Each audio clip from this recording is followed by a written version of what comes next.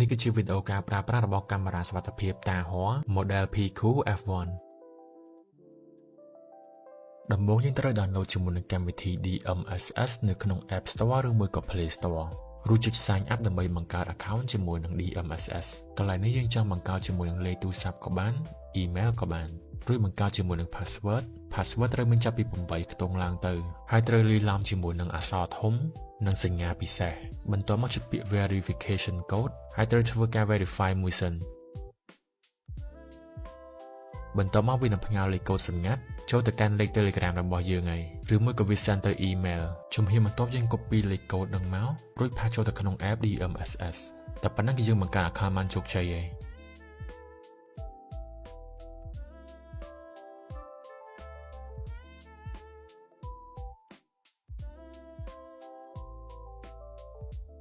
ជំហានដំបូងយើងដោះស្ទះរបស់កាមេរ៉ាសិនមកដើម្បីដាក់ memory របស់យើងចូលរួចយើងសូក memory ចូលទៅយើងត្រូវសូកកាប់ memory ចុះក្រោមរួចចង្កត់ចូលហើយដោតជាមួយនឹងឆ្នាំងសាររបស់កាមេរ៉ាចំពោះខ្សែមួយនេះបើសិនជាយើងចង់ប្រើជាមួយនឹងខ្សែ LAN អ៊ីនធឺណិតយើងអាចដោតចូលរុននេះបានរួចរងចាំកាមេរ៉ាដំណើរការរួចរាល់សិនបន្ទាប់មកចូលទៅក្នុង app ចុចសញ្ញាបូកនិងចុចពាក្យ scan រួចយកទៅ scan ជាមួយនឹង QR code របស់កាមេរ៉ា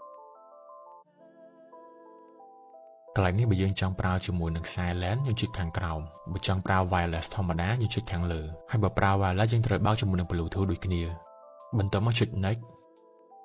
រួចចុច next ម្ដងទៀតកន្លែងនេះបំពេញជាមួយនឹង password Wi-Fi របស់យើងហើយត្រូវប្រើជាមួយនឹង Wi-Fi 2.4G បន្ទាប់មកចុច next រួចធ្វើការរងចាំវាបន្តិចសិននៅពេលដែលវាដំណើរការរួចរាល់ចុច next ចុច get startតែប៉ុណ្្នឹងគឺយើងអាចកាមេរ៉ារួចរាល់ហើយចំពោះប៊ូតុងរូបកាមេរ៉ាមួយនេះគឺវាថតរូបសញ្ញាចេញពីកាមេរ៉ាផ្ទាល់ហើយកាមេរ៉ាមួយនេះវិញគឺវាថតវីដេអូចេញពីកាមេរ៉ាផ្ទាល់ហើយរូប macro មួយនេះវិញគឺសម្រាប់យើងនិយាយឆ្លងចេញពីទូរស័ព្ទទៅកាន់កាមេរ៉ាសុវត្ថិភាពចំពោះកន្លែងមួយនេះវិញគឺជាកន្លែងសម្រាប់យើងជ្រើសរើស resolution របស់កាមេរ៉ា record ហើយកន្លែង joystick មួយនេះវិញគឺកន្លែងសម្រាប់យើងបង្វិលកាមេរ៉ា360ដឺក្រេចំពោះប៊ូតុងមួយនេះវិញគឺសម្រាប់យើងបើកភ្លើង spotlight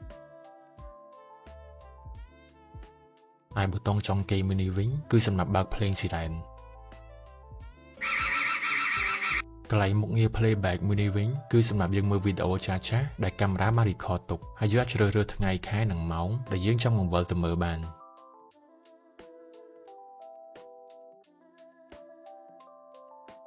ចំពោះកន្លែង event មួយនេះវិញគឺជាវីដេអូសំខាន់នៅពេលដែលកាមេរ៉ាចាប់បានសកម្មភាពអ្វីមួយគឺវាធ្វើការ record ទុកនៅកន្លែងមួយហ្នឹង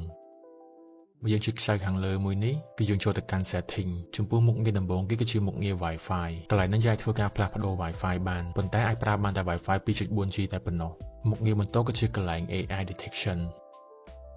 បើយើងចូលកន្លែង Smart Motion Detection នេះមកមុខងារដំបូងគេគឺជាមុខងារ Motion Detection មុខងារមួយហ្នឹងបើសិនជាយើងបើកទៅហើយមានសកម្មភាពអ្វីមួយឆ្លងកាត់កាមេរ៉ាគឺវានឹងផ្ញើសារមកកាន់ទូរស័ព្ទដៃរបស់យើងឲ្យបានដឹងមុខងារបន្ទាប់គឺជាមុខងារ Human Detection មុខងារមួយហ្នឹងបើយើងបើកទៅហើយមានមនុស្សឆ្លងកាត់កាមេរ៉ាគឺវានឹងផ្ញើសារមកកាន់យើងឲ្យបានដឹងហើយមុខងារចុងក្រោយគឺជាមុខងារ Vehicle Detection មុខងារមួយហ្នឹងនៅពេលដែលយើងបើកទៅហើយមានយានយន្តឆ្លងកាត់កាមេរ៉ាសុវត្ថិភាពគឺវានឹងផ្ញើសារឲ្យយើងដឹង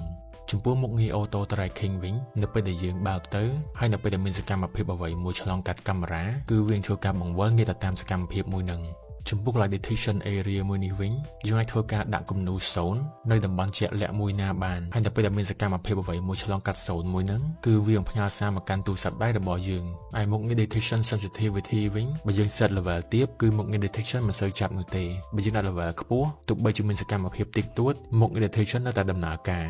ចំពោះកន្លែង period មួយនេះវិញយើងអាចធ្វើការដាក់ schedule បានបើសិនជាយើងចង់ឲ្យមុខងារ detection ដំណើរការនៅម៉ោងណាមួយឬថ្ងៃណាមួយយើងអាច set នៅកន្លែងនេះដោយយើងអាចជ្រើសរើសថ្ងៃខែនិងម៉ោងដែលវាមានម៉ោងចាប់ផ្ដើមនិងម៉ោងបញ្ចប់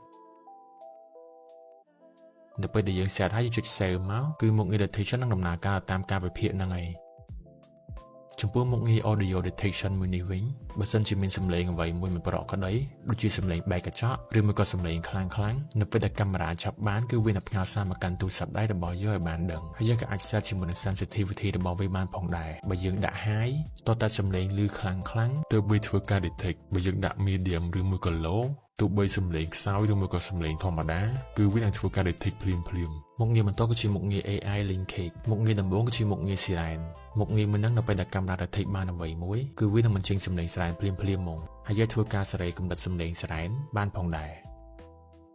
ហើយយើងក៏អាចជ្រើសរើសប្រភេទ siren បានផងដែរចង់ប្រើប្រាស់ជាភាសាក៏បាន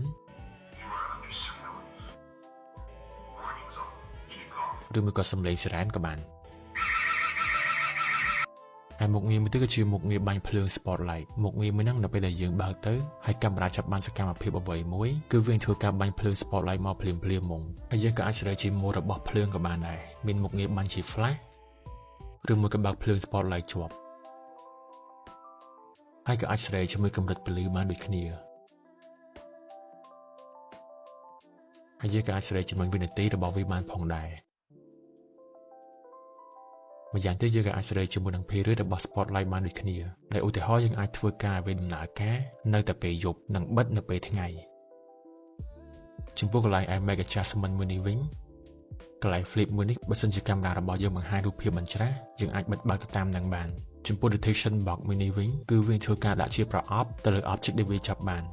ចំពោះនៅក្នុងកន្លែង night mode វិញគឺជាមុខងារថតនៅពេលយប់មុខងារដំបូងគឺជា smart illustration គឺវានឹងថតជា color នៅពេលដែលមានសកម្មភាពអ្វីមួយឆ្លងកាត់កាមេរ៉ាចំពោះមុខងារ white light វិញគឺវានឹងធ្វើការបាញ់ភ្លើង spotlight ពេញមួយយប់ដើម្បីថតជា color រហូតបើយើង close illustration វិញកាមេរ៉ាមិនប្រើប្រាស់មុខងារ night mode នោះទេគឺវាប្រើប្រាស់ភ្លើងមជ្ឈដ្ឋានខាងក្រៅដើម្បី recordចំពោះនៅកន្លែង recording មួយនេះវិញបើយើងប្រើប្រាស់ជាមួយនឹងមុខងារ record event កាមេរ៉ានឹងធ្វើការ record នៅពេលដែលមានសកម្មភាពឆ្លងកាត់តែប៉ុណ្ណោះបើយើងបើកមុខងារ general recording វិញគឺវានឹងធ្វើការ record ជាប់រហូតប៉ុន្តែយើងអាច set ជា schedule បានដែលយើងអាច set តាមថ្ងៃនិងម៉ោងចាប់ផ្ដើមនិងម៉ោងបញ្ចប់ឧទាហរណ៍បើសិនជាកាមេរ៉ារបស់យើងដំណើរការមិនប្រក្រតីយើងអាចចូលកន្លែងនេះមកដើម្បីធ្វើការ restart ប៉ុន្តែបើយើងចង់ធ្វើការ reset វិញយើងចុច delete មករួច tick កន្លែងប្រអប់នេះនិងចុច delete device រួចធ្វើការចុចប៊ូតុង reset នៅលើកាមេរ៉ាយើងចុចរហូតដល់ទៅឮសំឡេងបន្ទាប់មករងចាំវាដំណើរការឡើងវិញនិងវាលោតភ្លើងពណ៌បៃតងចាំយើងធ្វើការ scan វាម្ដងទៀត